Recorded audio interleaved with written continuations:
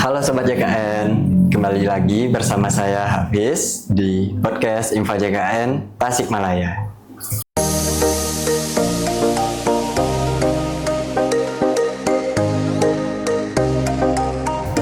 Oke, di podcast hari ini kita akan mewawancarai salah seorang peserta JKN yang telah merasakan manfaat dari program ini. Siapakah dia? Yuk kita tanya-tanya. Halo semuanya, perkenalkan aku Yola Agustina. Kalian bisa panggil aku dengan sebutan Kak Yola aja. Oke, Kak Yola. Sebelum kita masuk ke inti pembicaraan, boleh tahu nggak sih latar belakang Kak Yola itu seperti apa? Kebetulan aku ini mahasiswi semester 5 di Universitas Siliwangi. Aku juga tinggal di Cineam, Kabupaten Tasikmalaya. Untuk umur aku sekarang menginjak di 21 tahun.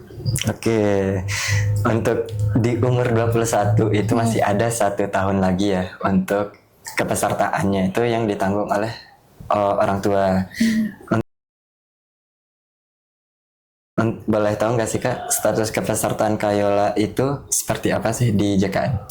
Untuk status kepesertaan saya aktif di kelas 1 dikarenakan orang tua saya PNS, jadi untuk status kepesertaannya itu masih ditanggung oleh orang tua. Oke, berarti nanti di usia Kak Yola yang udah menginjak 22 tahun, Kak Yola bakal non aktif nih status kepesertaannya karena orang tua hanya status kepesertaan JKN itu hanya ditanggung hingga umur 22 tahun.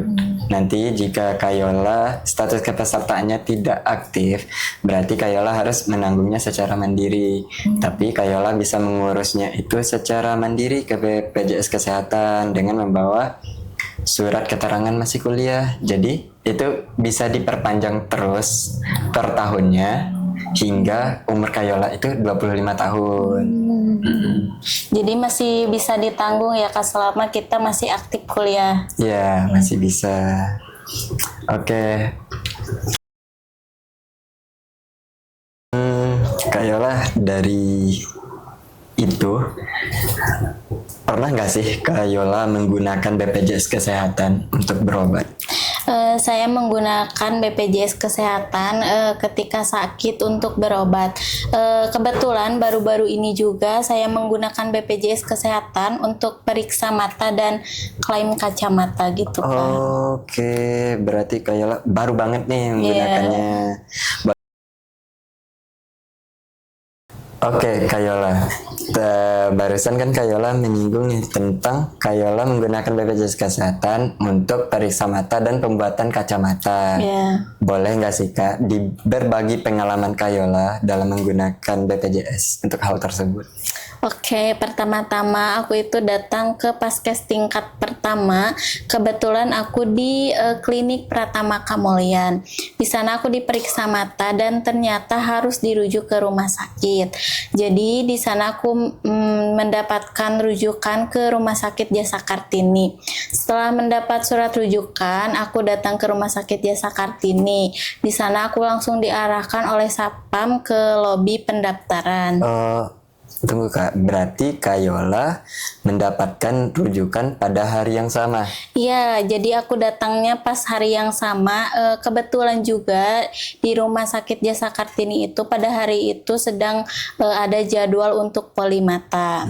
Nah setelah mendapatkan antrian, aku langsung naik ke lantai 5 di mana di sana posisinya poli mata. Di sana aku menunggu panggilan dari perawat. Di sana aku dipanggil sekitar 4 kali. Yang pertama itu untuk tensi darah, untuk panggilan kedua itu diperiksa mata oleh perawatnya, lalu untuk panggilan ketiga diperiksa mata oleh dokternya, dan untuk panggilan yang terakhir itu aku dikasih tahu bagaimana kondisi mata aku, yang mana diharuskan memakai kacamata dan dikasih juga obat tetes matanya. Di sana aku juga dikasih resep untuk pembuatan pembuatan kacamatanya, Kak. Habis itu aku turun ke lantai 2, di sana ada pendaftaran untuk klaim kacamatanya dan juga rekam medisnya.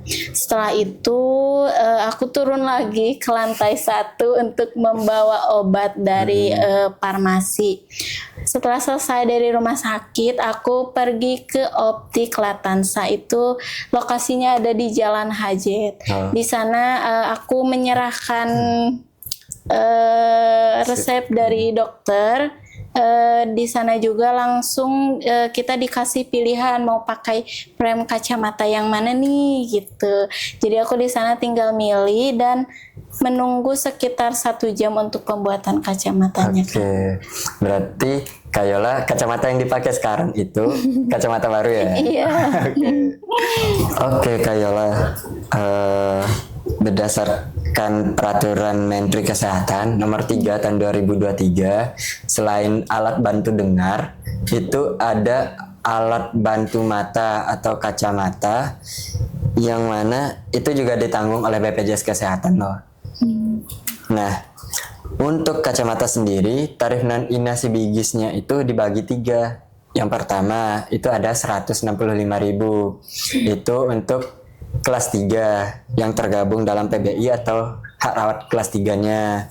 Terus ada 220.000 itu untuk hak rawat kelas 2. Yang terakhir, itu ada 330.000 untuk hak rawat kelas 1. Nah, untuk teman-teman sendiri yang ingin membuat kacamata menggunakan BPJS Kesehatan, itu minimal pembuatannya itu minimal 2 tahun sekali sejak dibuat kacamata pertama, dengan indikasi sferisnya itu 0,5D atau silindrisnya 0,25D, serta berdasarkan resep dokter spesialis mata. Kacamata didapatkan di Optik kerjasama berdasarkan resep dokter spesialis mata, yang mana Kayola itu sudah sesuai ya semuanya. Ya, kebetulan aku minus, Kak. Yang sebelah kiri ini minus 0,50 dan yang sebelah kanan 0,75. Oke, Kayola. Berarti masih jelas kan ya untuk melihat sebenarnya kalau nggak pakai kacamata pun. Oke, Kayola, kita lanjut ya ke pertanyaan selanjutnya. Menurut Kayola, ribet nggak sih menggunakan BPJS Kesehatan? Sebenarnya tidak ribet ya teman-teman, cukup mudah. Cuman kita pastinya harus tetap mengikuti prosedur-prosedur yang sudah ditetapkan oleh BPJS Kesehatan. Tuh. Oke. Dan Kayola selama berobat itu kan otomatis ada prosedur-prosedur yang berlaku ya. Menurut Kayola nih, bagaimana sih prosedur dan pelayanan Vaskes Mitra BPJS Kesehatan kepada Kayola khususnya? Untuk pelayanannya sangat baik dan saya cukup puas.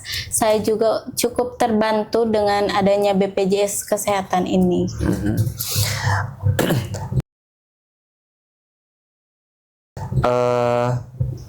Lanjutnya ya, untuk pembuatan kacamata kan ada uang yang sebenarnya harus dikeluarkan ya. Yeah. Nah, dalam pembuatan kacamata ini sendiri, Kayola bayar nggak sih? Alhamdulillahnya ya teman-teman, aku mendapatkan kacamata ini dengan gratis. Seperti yang aku sebutkan tadi, aku di kelas 1. Nah, itu tuh nominalnya seperti yang kakak tadi sebutkan itu 330.000. Kebetulan harga dari kacamata ini tuh 330.000, jadi full semuanya itu ditanggung oleh BPJS Kesehatan. Oke. Nah, untuk teman-teman yang ingin membuat kacamata, itu bisa membuat kacamatanya secara gratis di BPJS Kesehatan. Tapi kalau misalnya harga kacamata teman-teman itu di atas harga tanggungan dari BPJS Kesehatan, otomatis teman-teman harus menambah biayanya sendiri. Misalnya teman-teman itu mengambil kacamata di harga 400.000, sementara tanggungan dari BPJS teman-teman sendiri itu berada di kelas 1 yang mana 330.000. Berarti teman-teman itu harus menambah 70.000 dan dibayarkan ke optik tersebut seperti itu. Nah, Kayola selain pembuatan kacamata kan ada ya dari FKTP tadi tuh di klinik Kamulyan Kamulyan, iya. sampai ke JK. Iya. Dari Kamulyan sampai ke JK ada nggak pungutan biaya yang diambil oleh mereka?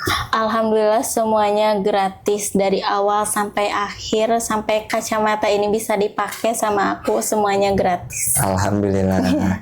Berarti bagus ya pelayanannya. Iya. Oke.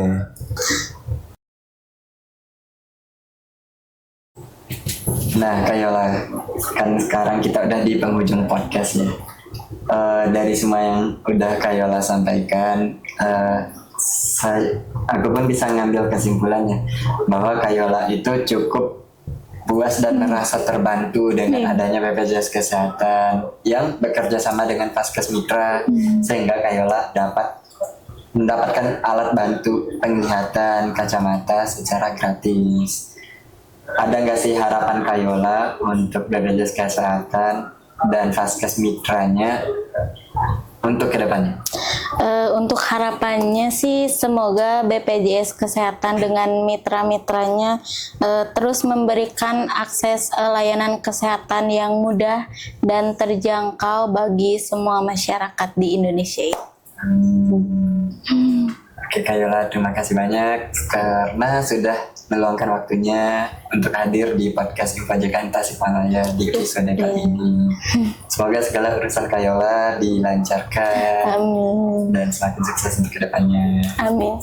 Oke, Sobat JKN, terima kasih sudah menonton podcast pada episode kali ini. Semoga Sobat JKN merasa puas dan terbantu dengan informasi yang telah disampaikan oleh Kayola. Sampai jumpa di episode podcast Info JKN Tasikmalaya selanjutnya. See you.